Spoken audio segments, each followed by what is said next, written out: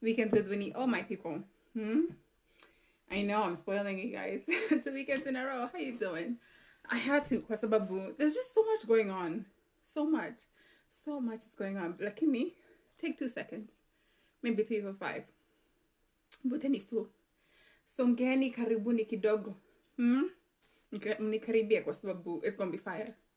It's gonna be fire today. I'm in a good mood for this today. What you know, I'm here. Y'all feeling my little African necklace? Okay, I appreciate Tuesday inside anyways.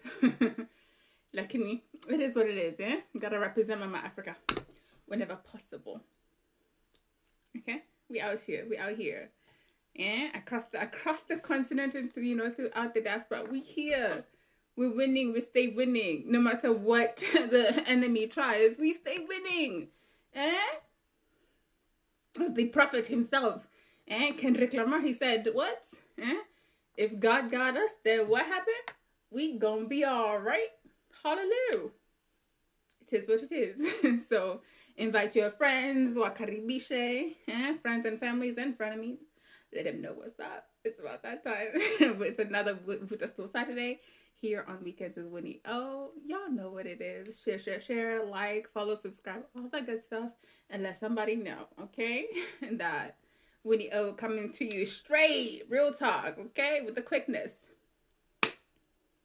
Oh my gosh, y'all. If you get a chance, as always, do go check out the HARP website. That's the Harassment and Assault Reporting Platform. Today, I had an amazing discussion with the one and only Stacey Pierbond. We're talking consent and bodily autonomy. Bam.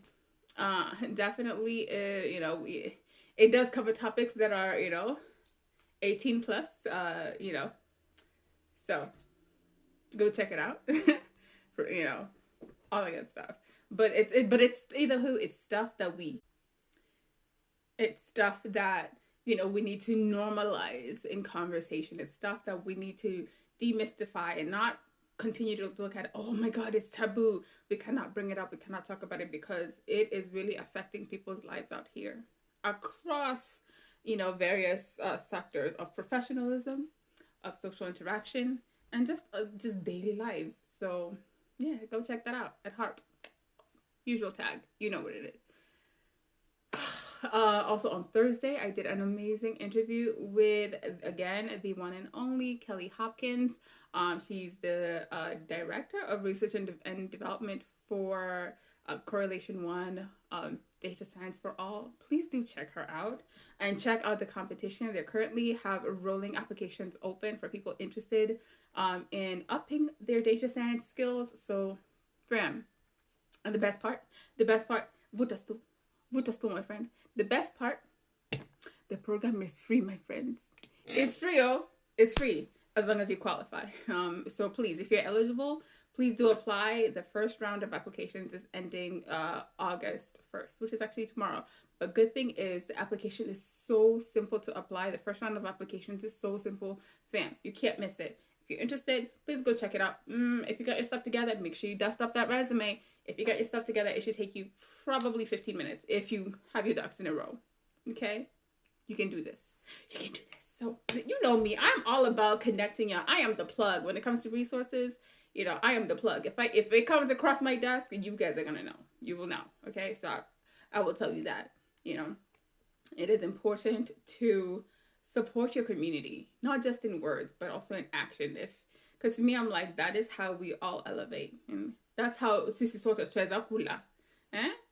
Lazima kila mtu akule. It is beneficial. Like, honestly, like, it benefits me. Like, nawezaje kuwa na furaha moyoni mwangu kama mwenzangu hana chakula? Nawezaje furahi moyoni mwangu? Siwezi. Hayawezekani bana, hayawezekani. Oh yeah, PS today, I'm definitely, again, we're back on Sanglish mode, so for those of you who are unfamiliar with the beautiful mother tongue of, our other mother tongue of Kiswahili, you're gonna learn. If you're following me, you're gonna learn. You're gonna learn something. Kukula is to eat.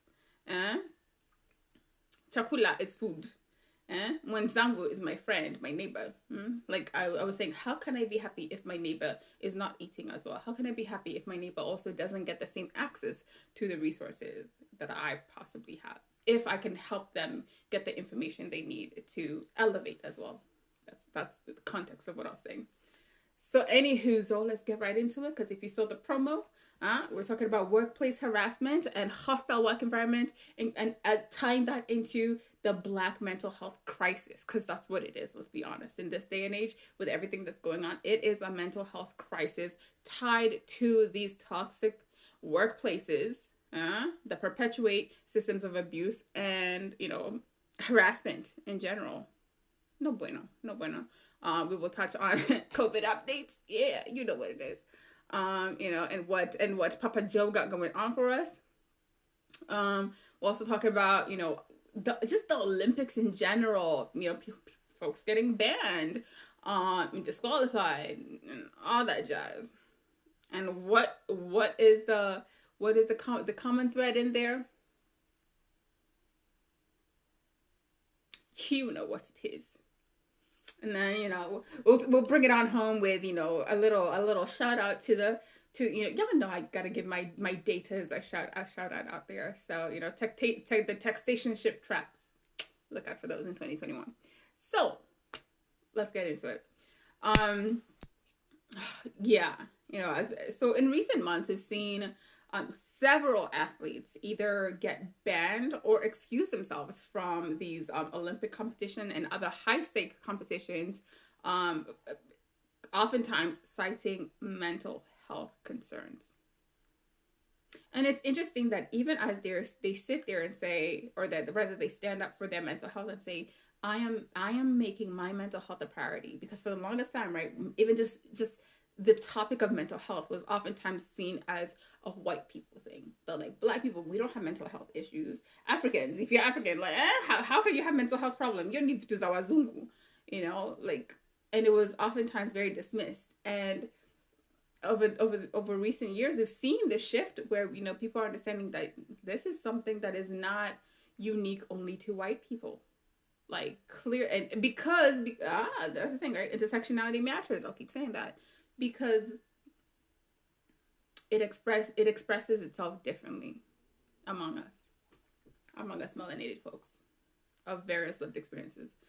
Our mental health concerns have been known to express differently, right? Which is why for the longest time, even the medical industry and profession has been late to the party in diagnosing and even providing effective treatment methods to dealing with and addressing mental health concerns, particularly in the Black and Brown community, as well as, again, immigrant populations. And so, as we've seen recently with how, just a lot of these athletes, have been saying, Serena had mentioned it. What's her name? So many of it. It's so many. It's like, Simone,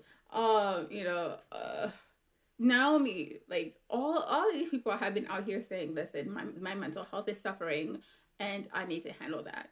Sha'Carri.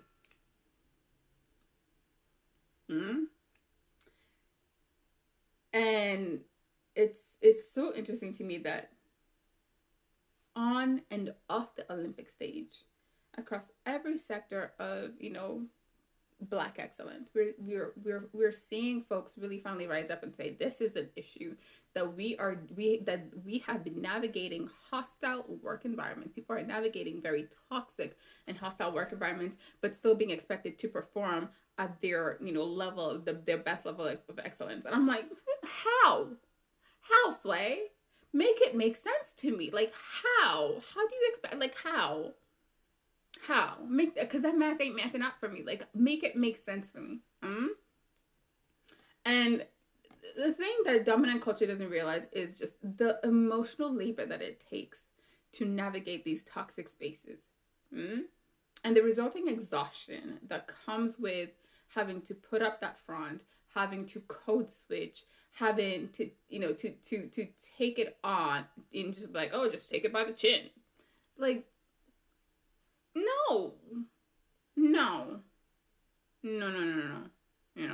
And I mean, as we've known and as we've seen, there's a lot of organizations that still, even though they had their black boxes and like, oh, Black Lives Matter, what are boxes and posts, still do not have a very clear statements and systems, because it needs to be beyond that performative feel good statement. We need systemic and structural changes in these organizations that have clear, mechanisms for accountability and improvement. Because family, the cracks are definitely showing. They're definitely showing. And for those Waswahili wenzangu, y'all know there's a saying, kuna hii methali yasema, usipoziba ufa utajenga nini? Utajenga ukuta. Sindio? Usipoziba ufa utajenga ukuta. It's simple translation, my people. I was addressing my Swahili speakers. That's what I'm telling you. I'm incentivizing you to learn Swahili here. Yeah. If you don't fix a crack, you will have to build a wall. And that's what it looks like. Even though 45 already did try to build the wall, but that's not the wall we're talking about. It is when the cracks begin to show and we just keep patching it over. And actually, oftentimes, really, we haven't seen the system even try to patch these cracks. They're just like, oh no, the cracks do not exist. They do not exist. I see no cracks. But I'm like, all right, keep acting dumb. Keep acting like you don't see it. Keep ignoring it. It's eventually you will not help but to see it.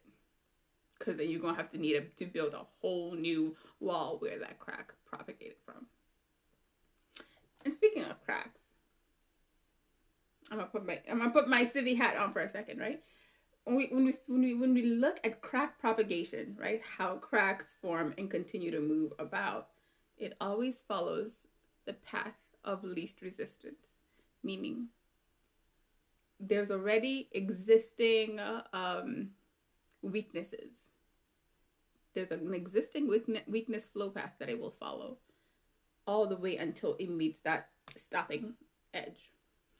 And not just that, cracks are propagated because the stress on them is consistent. It's consistent. Like there's consistent pressure. There's ongoing, and also again whether that is continuous, timely, like ongoing, or if it's cyclical. Both will propagate a crack. Whether if it's consistent or it's consistent incremental increasing pressure or cyclical loading. Either way, those two conditions will propagate a crack. And sometimes it's just simply due to, its own weight, its own weight redistribution, and how the shear stresses or shear tension happens to kind of balance itself out around the crack. I know I got a little techie for y'all for a second, but high level, right? There's some sort of stress or force involved. There is remedies that could be implemented to help reduce that crack propagation or to help avoid or even prevent it. But obviously we haven't seen prevention happen. We're seeing a lot of ignoring the problem. And then, if we keep ignoring it long enough, it will be propagated to the point where you absolutely cannot just remedy it. You have to replace it. So, I know I went metaphorically stem on y'all, but my point is the same. If you do not fix that crack, you will absolutely build a wall. And that's that. Wahenga walisema. So, and to even back it up, right? We've seen these posts showing how a new poll showed that 97% of Black professionals across various industries are dreading returning to the office. You know what it is. And, citing reasons such as micro and macro aggressions, equally, stressful, discrimination of various kinds, okay, just various hostile work environments, and mental health and wellness issues, and so on and so forth. All, again, if you notice, all these things are around how abuse is perpetuated, implicitly and explicitly, and the way certain demographics tend to get dismissed when they're saying, I am experiencing abuse, or I am experiencing discomfort, or I am experiencing pain. And with that said, dear CDC, public health, if y'all are watching, if y'all listening, here is a free research needs statement, okay? Please look into, okay, workplace harassment, post-COVID, and the Black mental health crisis. It's free. It's free. It's free. I mean, just give me a quick reference. If like, Winnie O, just tag me. But there is a free one. Look into that, because to me, this is something that absolutely needs to be studied. If you guys are not studying it by now, I really need you guys to put your money where your mouth is. Because if we're talking about addressing public health crisis the way we're addressing COVID, and recently we began addressing these issues of arrested mobility, right? Which is the way in which, especially being particularly a person of not just a person of color, but being Black and brown, affects the way we navigate the built environment. It affects our mobility and access to mobility and how we move around in this built environment, right? The way Black and brown people may not necessarily be as comfortable using non-motorized transport, being exposed out into the elements, while walking from point A to point B. Also understanding that sometimes we don't even have a safe path. Sorry, it's pausing. Where we don't have safe pathways from point A to point B. We need fully connected streets. We need safe sidewalks. People need to feel safe. Like if they're using active transport, like you're walking, you're biking, you're jogging, you're skateboarding, alternative, healthier modes of transportation. So that ties in back into street and transit harassment, right? Because it brings in that issue of intersectionality, right? So it's not just race, but race being a very key factor in the way even like people may feel comfortable or uncomfortable, just like, engaging in active transport. Jaywalking being another thing, and how police at times abuse their power in enforcing just minor simple traffic violations, right, that become deadly. Or we've seen like with the Ahmaud Arbery incident, where somebody's just literally simply trying to stay healthy, right, going for their jog, and next thing you know, it ends up in a fatality, in a roadway fatality. So that's arrested mobility for y'all in a nutshell. If you want more details, do check out Charles Brown. Yeah, he does a lot of work on this. Has spoken several times. So yeah, do your research. But here's a quick promo. So yeah, and actually, please do your research. Look into arrested mobility. # arrested mobility. Charles Brown, that's his name. Tag him. So yeah, right. It's important that if we're saying we care about Black mental health, if we're saying we care about public health crises that are ongoing, that are contextual, that are timely with just how the world is changing. Black mental health, workplace violence or toxic work environments, post-COVID, in a post-COVID world, family, free research needs statement. Just draw me a shot. Just drop me a shout out and say thank you. That's it. But yeah. So yeah. And hey, if y'all don't know where to start, holla at your girl. I got resources. I got friends. I got people. If y'all need interviews, I can connect you. I got the hookup. Holla at your girl. And speaking of post-COVID, it's looking like, it's like inching away from us by the day. As I saw the updates from Papa Joe's team, okay? Talking about we will be returning back into a full lockdown, quarantine out here. Are you surprised? I'm not surprised, not in the least bit. I am not surprised. Why? Because the same people who are not washing their hands before quarantine are the same people who we went back to work and they were still coughing left, right, and center. Coughing left, right, and center, still not washing their hands. Just saying. Breathing their nasty air. And then workplaces requiring people to come back in, spending all these hours of time in a poorly cycled, air, cycling system. When the CDC has done now recent studies and said, hey, actually, respiratory fluids actually might be a concern.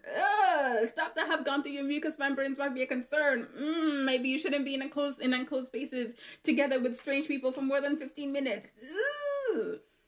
But people out here are being forced to return to the office for like 8, 10, 12 hours at a time. CDC guidance much? Right? And I see here, this little drop of sunshine says post-COVID, but then Delta variant enters the chart. It was say it. Okay? Because I kid you not. That's why I'm not even calling it COVID-19, because COVID-19 has left the chat. COVID-19 left the chat, and the variants came in. I was like, I'm here now. I am here. I'm telling you, this COVID-19 skipped COVID-20 and jumped straight to COVID-21. With the Delta variant and all these extra variants. Let me tell you, COVID-21 is not here for play. COVID-21 is not here for play, family, okay? COVID-21, like, enters your body and it's like, I don't give two, potatoes about your status, about your vaccination status. Vaccination what? Vaccination angoa? Let me tell you, it's COVID-21. It's giving me very strong, respectfully, queen. It's giving me strong, okay, go with me for 2 seconds. Like Whitney Houston, Diane Sawyer's interview vibes mixed with Somali pirates, taking over the U.S. merchant ship, with a dash of Tiffany Haddish, okay? And by that, I mean this. Like the new strain, right? Like it enters your body, your vaccinated body, your vaccinated body, it enters, and it's like, ooh, this is nice. Like in my Tiffany Haddish voice, I'm not gonna even try. It's like, ooh, this is nice. I like it here. This is okay. I can see myself getting comfortable in here. And then, your vaccination comes in and is like, oh, we out here, we're trying to kill you, we're trying to do. And the COVID-21, COVID-21 is just here like, this, whatever y'all doing, that is whack. That is very cheap. Cause this new host body, this is my ship now. This is my ship now. Be gone with you, as my sister likes to tell me. Be gone with you. I mean, and we're seeing it because articles have verified. Like, I believe where was it? Was it in one of these up northeast and eastern states? I believe there were like 74% of the new COVID cases were actually of people who were fully vaccinated. Okay, and now folks are starting to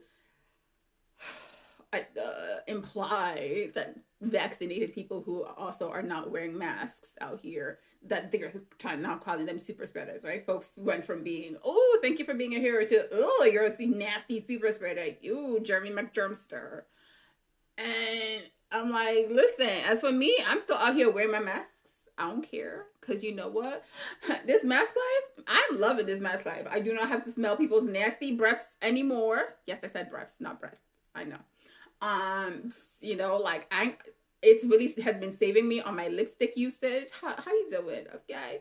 And you know what? At this point, it's not just a safety thing for me now. It's a fashion choice. It's a fashion decision as well. Because I'm like, you know what? If I'm going to be forced to wear these masks for my health and safety, as well as for other people, you know what I'm going to do? I'm still going to look hot fire. Hot fire, my friend. Hot fire. I'm going to look it. I don't care what you say. I'm going to be hot fire out here. Okay, sure, mask and all. But then now it's like, okay, I gotta do my eyes and everything if I'm trying to be cute. Otherwise, I'm just like, whatever. Just mess me up. Mask on, stays on. None of that mask off. Bump that. And we'll talk about COVID. We'll jump into COVID dating before we leave. Don't worry. I got you covered. Welcome. Oh, hey, honey, hey, Shaq. So So yeah, so like I said, COVID 21 is not for play, my people. It's not. No, okay. So just please stay safe out there. Please stay safe. If people don't want to wear their masks in these raggedy streets, just you do your part to stay safe. That's all I'm gonna say. Yeah. And speaking of, foreign substances that are unwanted in your body, my Kenyan people, yeah, the Kenya Olympic sprinter Mark Otieno was disqualified for doping allegations. Allegations being the word here, for doping allegations. And Mark has spoken out. I saw on the Citizen TV Twitter, that he stated, he said, I want to categorically state and be on the record that I have never been involved in doping of any kind. And when I was looking into it, because I was like, quite me, like, these people are not tested before coming. I mean, of course you have to get tested for doping and all that stuff, those prerequisites. I think up to 3 times prior to even qualifying. 3 unannounced tests. So he passed that and got all the way, to the Olympics, and then decided to dope at the Olympics. Like, houseway. Houseway. The math ain't quite mathing up for me. That's all I'm saying. The math and these allegations, I'm kind of like, I'm giving a suspect eye here. I got my squeal of suspicion is strong on this one. Just saying. That's suspicious. Just saying. Right? And when I was looking into it, I see here AP News on July 28th had an article that showed or stated 20 athletes that have been banned from the Olympic track under these testing rules. And they're saying how the Athletic Integrity Unit, big words here, Athletic Integrity Unit, which runs the anti-doping program for the sport, requires athletes from countries categorized as high risk because of the deficiencies in their testing programs to be given 3 no-notice out of competition tests in the 10 months leading to a major event. So think about it. How is it? Atimton is like kujipanga for 10 months, knowing how much this is such a like significant thing to go represent your country. What Kenya wins, I'm like we know, because what, let me tell you, Kenya came ready. Kenya came to the Olympics ready. Did you see those outfits? Did you see those outfits on parade day? Kenya was ready. What anyone be? Kenya came ready with those red. They're like, we're here. Tumefika. To go wanjani family. Ebutu wanda. Kenya, what Kenya did you put doing? Represent Kenya. How you doing? Where's my Kenya bracelet? I'm even Kenya now. I was looking for it. I was in a hurry. Man, I got meetings all day today. So right? So like you get 3 no-notice testings for the 10 months. So like literally you can't be doing anything shady for up to 10 months. A minimum 10 months prior to the competition. So you get into the competition. And it also goes on to say, here's at AP News, how each of the 7 so-called category A countries had at least 1 athlete banned from the games. And those countries are Belarus, Bahrain, Ethiopia, Kenya, Morocco, Nigeria, and Ukraine.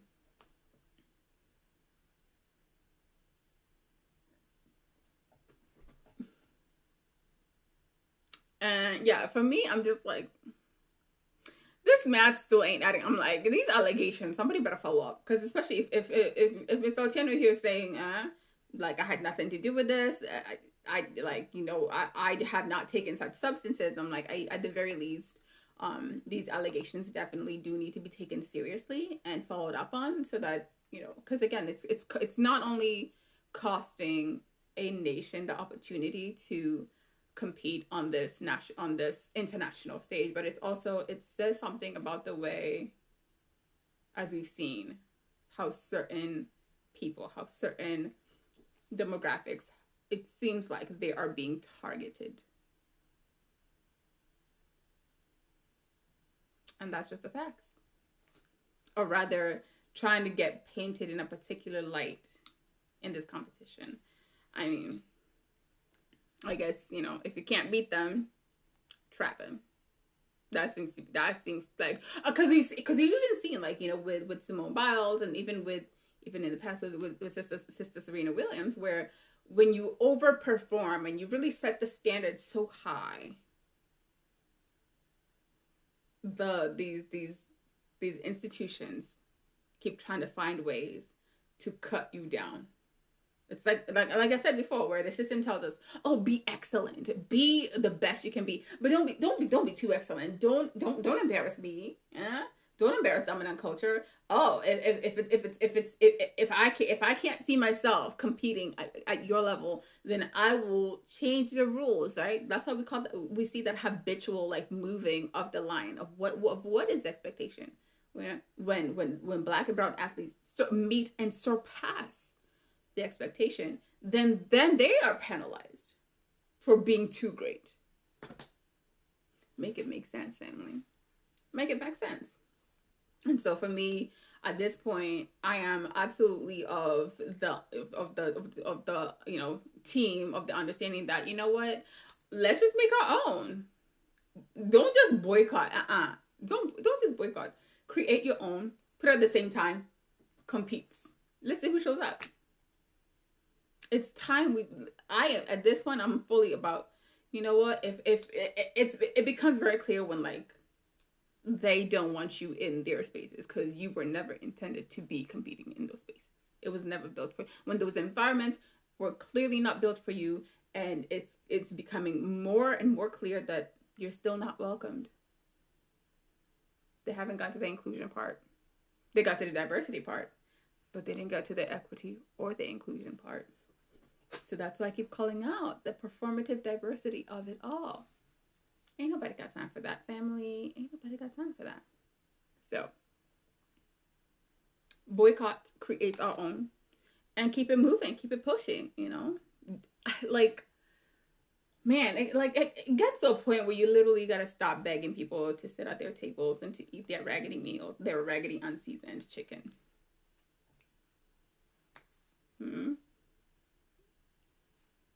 Just let them have their tables and chairs, whatever. Go create your own table. Bring your own chair if you must. Sit under the tree and strategize. How do we, as a community, rise up together without inflicting such trauma on our own people? Because the trauma inflicted by external parties has been more than enough. It's more than enough. Lazima we get to a point penye tunaweza sema hapana, hapa tumekata, hapa wacha igome tu hapa hivi, tuende kivyetu, tuwe hivyo hivyo, na tuende na kwa salama. We have to get to that point. We'll see. I don't know. We'll see. You know? And the same thing can be said about a lot of these beauty pageants where, family, right? Where in the past we've seen similar trends where people, you know, literal people come in knowing, you know, man, we're just here as, you know, maridadi. African people coming into the competition, beautiful ladies, beautiful queens coming into these competitions, and they're already, it's like, even they know, and they know, even just literally simply from what the winner's prize is said to be.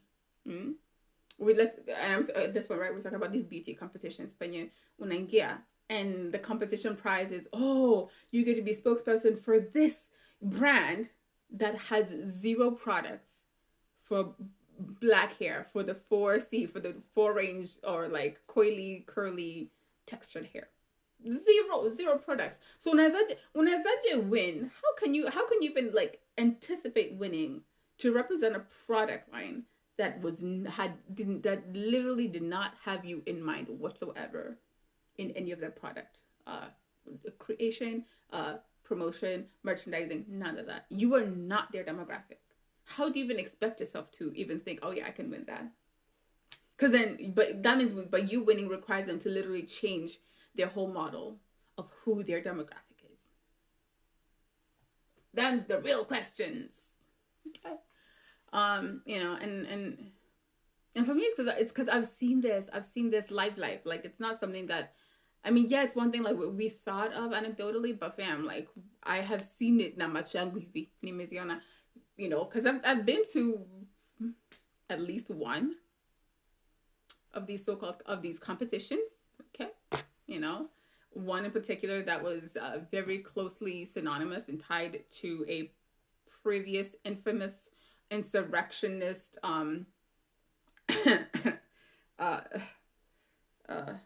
flamer, you know, and in that particular scenario, even as I talked to those competitors who were, fam, they were top notch. These ladies were top notch, and even still, they're like, man, like, oh, we've been asked to like lose 5 more pounds, 10 more pounds, and I'm like, sis, Kwani, where are you supposed to lose this weight from? Like, because I know the one person who I knew personally in that particular competition. Like, when I saw her, I was like, oh my god, yawa, even the person's own mother was like, oh my god, my child, like, oh, she had lost so much weight, you know. And I was like, and she's like, yeah, but they still want to lose like 10 more pounds. And I'm like, from where, honey? Wappy, from where? Like, where else are you supposed to lose this weight from? And we see that, right? Because these environments for so long have perpetuated a particular standard, a standard of beauty, a standard of norm that did not take into consideration Black people. It did not take into consideration the African ancestry people, children of Mama Africa. We were never in the decision. We were not at the planning table. We were not considered. And even when the doors were opened to allow us in there, they never really thought of what really that meant. What does that then now mean in the way we conduct business as usual? Which is when we're seeing the same thing now with this return to the office or a post-COVID world, where a lot of people in dominant culture want to go back and return to the old normal because it was comfortable, it was nice, so we're used to it was so good and comfortable. And Black people are like, nah, that was trash. We've been trying to tell you it was trash, but you weren't listening. But now we're like, we're tired. I am so glad that people are like, I don't know if like people are tired, but people are getting finally, like, we're seeing the layers getting peeled. We're seeing the, you know, the cracks really showing the reality, the raggedy reality of things. And I'm glad that people are finally starting to really question these perceived it is what it is. So to me, at the end of the day, it's just about, you know, folks trying to, you know, jack up your bag.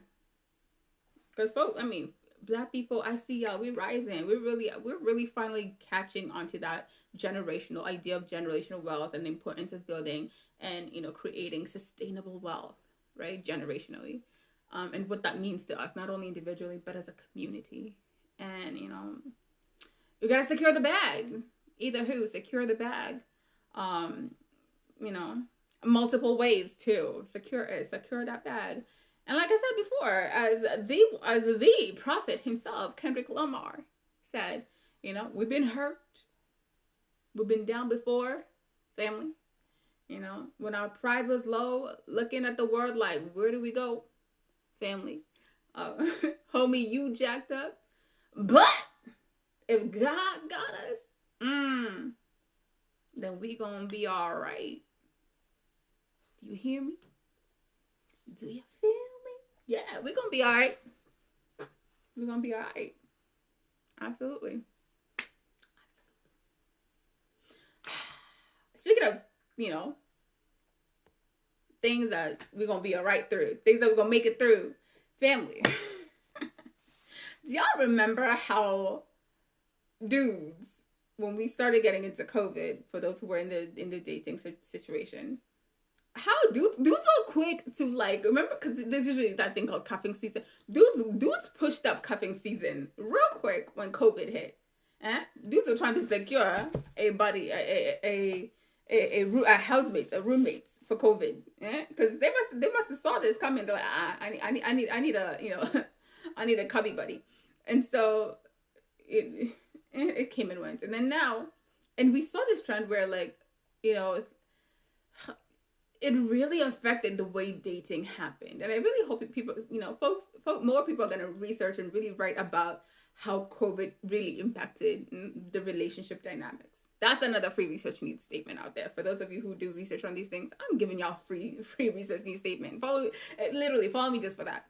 Right? The impact of COVID on relational dynamics, especially in the dating world. You can pin that.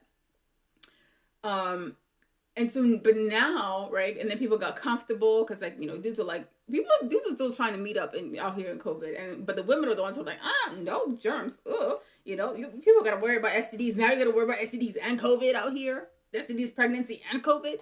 That's too much now. It's too much. Unnecessary. So, but then now, you know, it's like people got comfortable and like, oh, we got vaccines. But then I found this interesting thing as I was talking to my sister girls out here, still in these raggedy dating streets, murky dating waters.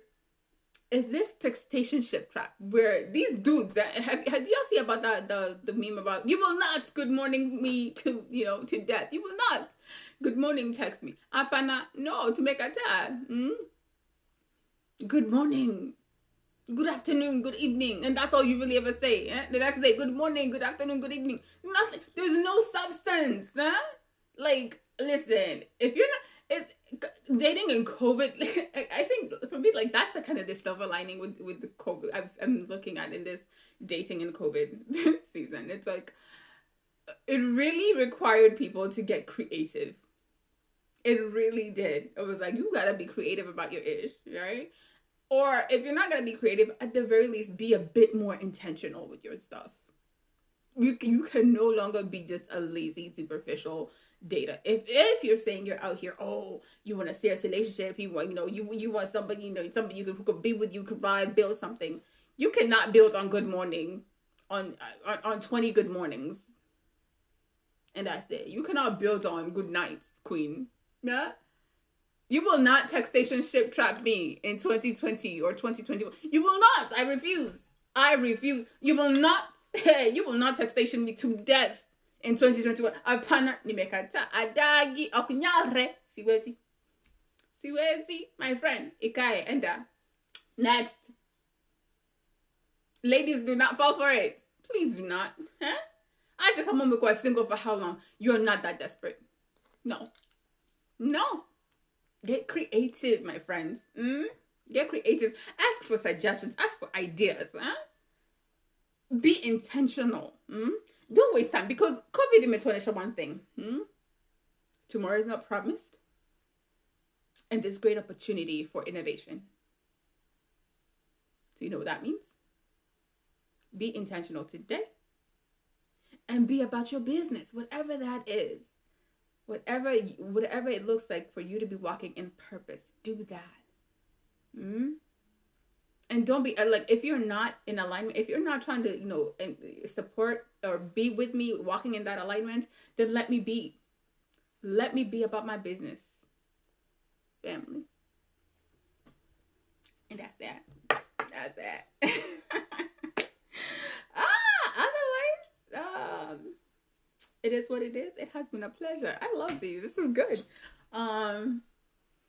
Check out the tags in the description or comments below.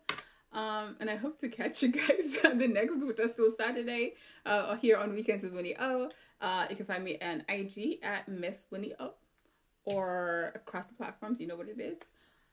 Harp at harp.org, or in the African Engineering News, or Cosmetic Science Review. I'm all over the place. Can't miss me. So Vuta Stool Saturdays is where we really all comes together and goes down. Otherwise, have a lovely and safe weekend. If Papa Joe decides to take us back into full quarantine, let that be so anyways, because these people out here are raggedy and nasty and like trying to get us into COVID 2021, which we're not trying to be a part of that. So yeah, it was so good to have you. If you pick it up what I'm putting down, stay connected. Yeah, Facebook, IG, all that good stuff. And I'll catch you on the next Vuta Stool Saturday. Take care, family. Be encouraged.